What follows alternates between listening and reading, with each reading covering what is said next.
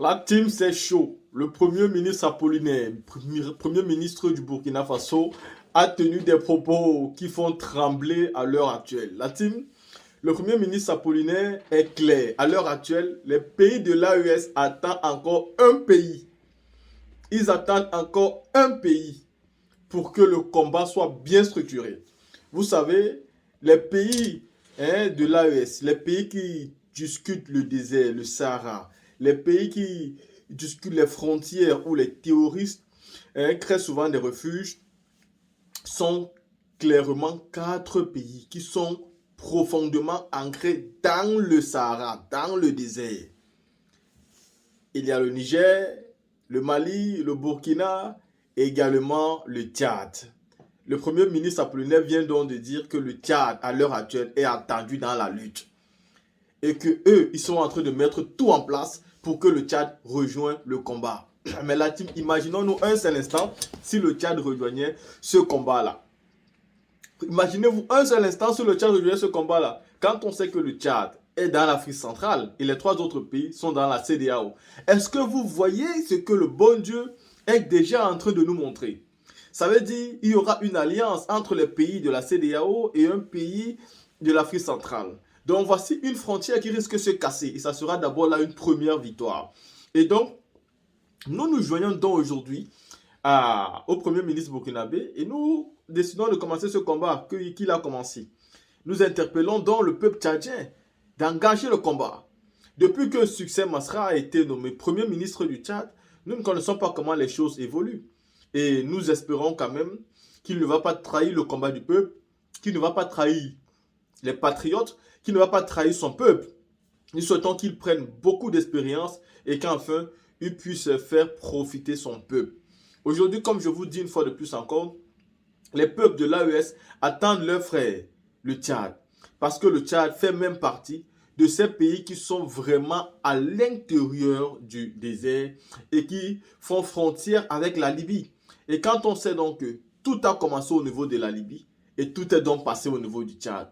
Et aujourd'hui, pour exterminer les terroristes, pour exterminer les rebelles, il faut forcément que le Tchad entre dans la donne.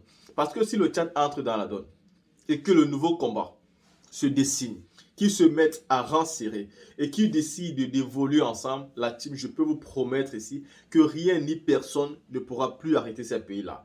Donc je comprends clairement aujourd'hui pourquoi le premier ministre Apollinaire dit dans une vidéo que le Tchad aujourd'hui est le pays qui est attendu dans l'AES pour que le combat soit véritablement enclenché vers une autre dimension. Parce que même si le combat est enclenché aujourd'hui, tant que les forces du mal contrôlent encore le Tchad, il y a encore un goût de non-achèvement dans le combat qui est mené aujourd'hui par les pays du Sahel. Et donc nous souhaitons vraiment que les Tchadiens écoutent cette vidéo et qu'ils la partagent au maximum. La team, partagez massivement cette vidéo pour que ça tombe dans les oreilles de tous les Tchadiens. La team, écoutons ici la vidéo du premier ministre burkinabé. Que les Tchadiens prennent leurs responsabilités. C'est eux que nous attendons maintenant. Nous allons lancer de grands débats. Demandez au peuple à la base, comment voulez-vous être gouverné? Voulez-vous un roi? Un président? Une présidence tournante? Lors de la visite du Premier ministre de l'AES au Niger, une conférence de presse a été organisée. Et durant la conférence, le Premier ministre du Burkina Faso a tenu à prendre la parole. Durant son intervention, il a eu à appeler le peuple tchadien à plus de responsabilités, à se prendre en charge et à se battre pour son destin. Il a aussi tenu à parler du projet de la constitution qu'ils sont en train d'élaborer, précisant ainsi que cette nouvelle constitution ne devra plus s'inscrire sous le prisme des puissances occidentales, notamment de la France, mais que celle-ci devra plutôt se baser sur la culture et le vécu quotidien du peuple burkinabé. Suivons avec attention cette intervention. Comme mon président aime le dire, comme le président Tiani l'a dit ce matin, il faut voir la main de Dieu dans ce qui nous arrive.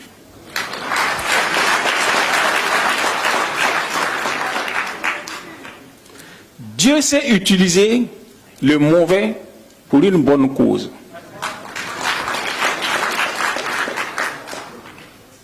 Donc, depuis longtemps, nous prêchions, n'est-ce pas, l'unité africaine. Et comme j'ai eu à le dire, j'avais déjà dit que ces trois pays-là doivent commencer à aller ensemble. Donc le Premier ministre est témoin. Les gens m'avaient dit que trois pays pauvres, comment ils peuvent se mettre ensemble, que pourquoi ne pas aller vers le Ghana, vers la Côte d'Ivoire. J'ai dit non. Ceux qui peuvent aller ensemble et rester ensemble, c'est ceux qui sont à peu près du même niveau économique,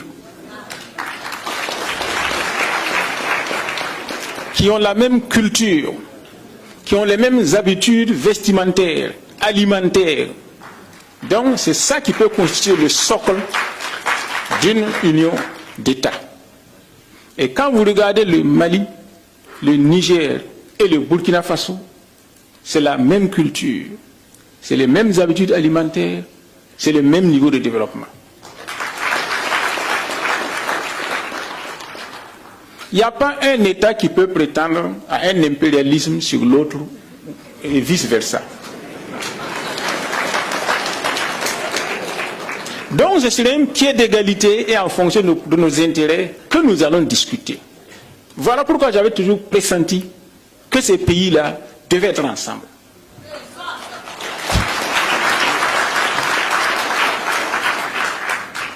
Pendant longtemps, nous avons attendu le Niger. Et enfin, le Niger est venu.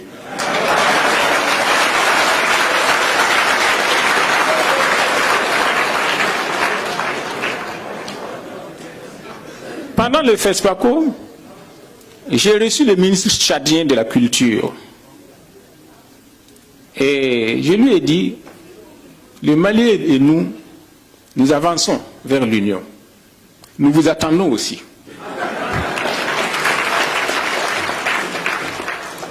Alors, aussitôt au Burkina Faso, j'ai reçu tout un tas de volets qui disent que oui, voilà, que les Tchadiens sont pro-français, que pourquoi moi je m'adresse à eux, etc.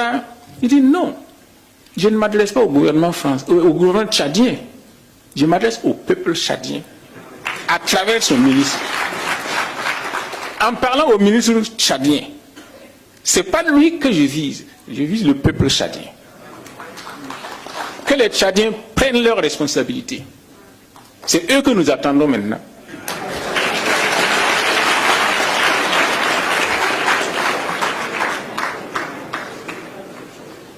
Et donc, ce que je veux vous dire maintenant, c'est quoi? C'est que chez nous, au Burkina Faso, nous sommes en train de réfléchir sur la nouvelle constitution. Notre première constitution, celle de 1959,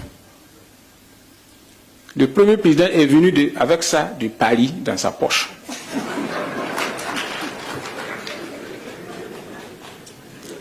Oui.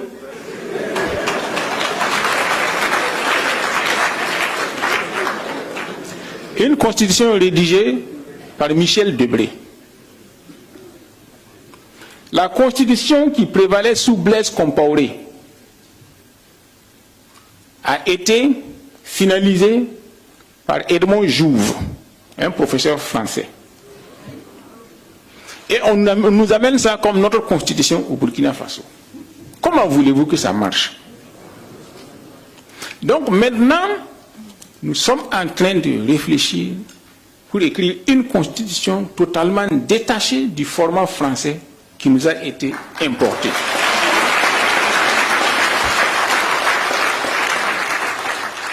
Nous allons lancer de grands débats.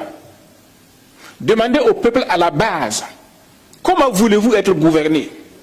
Voulez-vous un roi? Un président?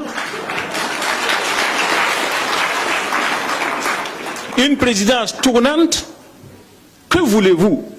Ce sera au peuple de nous dire comment ils veulent être gouvernés. Mais nous ne voulons plus calquer les constitutions françaises qui sont presque les mêmes dans l'Afrique francophone. Comme j'ai eu à le dire, la démocratie est née à Athènes, en Grèce. Et chaque pays occidental actuel a pris exemple sur ça pour l'adapter à son contexte. Pourquoi ils ne veulent pas que nous adaptions aussi la démocratie à notre contexte? Si notre peuple dit, nous voulons être gouvernés par un militaire, pourquoi nous allons le refuser?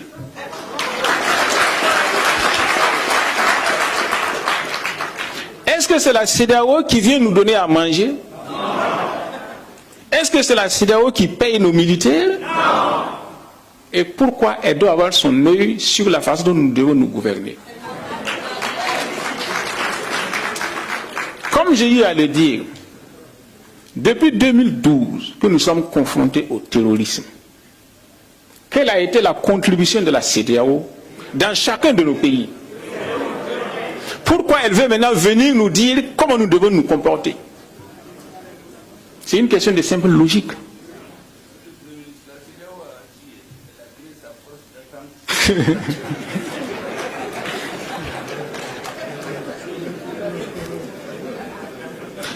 Donc, il ne faut plus qu'on se laisse divertir. Ne nous laissons plus divertir. C'est à nous de prendre notre destin en main.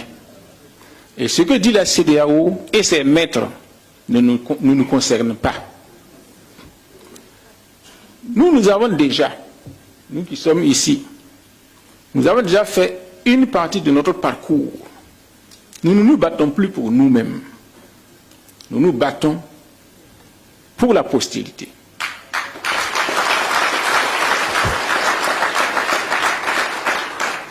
Et comme j'ai rappelé ce matin, quand le général Tchiani est venu au pouvoir, nous ne le connaissions pas.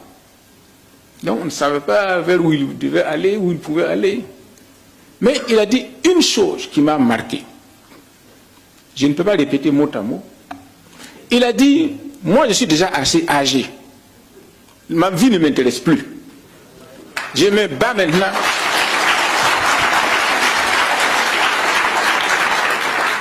Je me bats maintenant pour mon pays. Ça, je me suis dit, voilà un homme.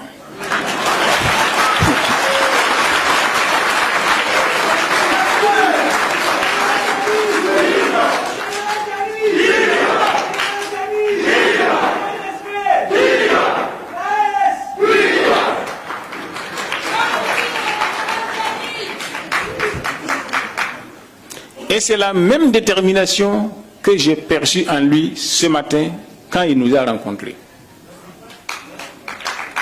Ce que je voudrais vous dire, ne perdons pas de vue quelque chose. J'ai eu à dire qu'il y a la main de Dieu dans ce qui se passe. C'est pour vous rappeler que tôt ou tard, nous allons repartir vers Dieu. Chacun de nous va mourir. Faisons en sorte que quand nous allons mourir, nous ayons la fierté et le regard ferme devant notre Créateur. Que nous ayons la conscience d'avoir mené une vie utile. À quoi ça sert à un chef d'État d'accumuler des milliards? Nous en avons vu ici, les Mobutu, etc. Où c'est parti? Mieux vaut laisser un idéal, une spiritualité, un sens de vie à la postérité.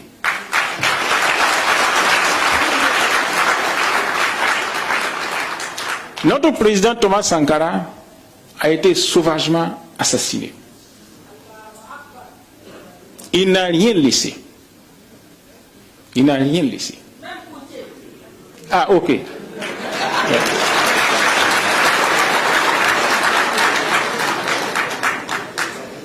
Mais aujourd'hui, son nom traverse toute la planète. Ça doit être un idéal pour nous. Et donc, si nous avons cet idéal-là, je suis sûr que nous pouvons aller très loin. Maintenant, ce que je vais vous demander, et que je ne cesse de demander, l'une des raisons pour lesquelles les précédentes fédérations ont aussi échoué, ce sont les égoïsmes nationaux. Mettons un terme à ces égoïsmes-là. Ça ne nous mène nulle part.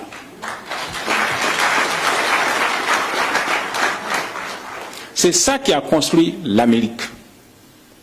En Amérique, les colons sont venus de partout. Des Allemands, des Anglais, des Italiens. Mais ils se sont dit tous, nous avons la même destinée. Et ils ont construit leur pays. Donc à partir de maintenant, disons-nous, que tu sois du Mali, que tu sois du Niger ou du Burkina, nous avons la même destinée. On y va ensemble.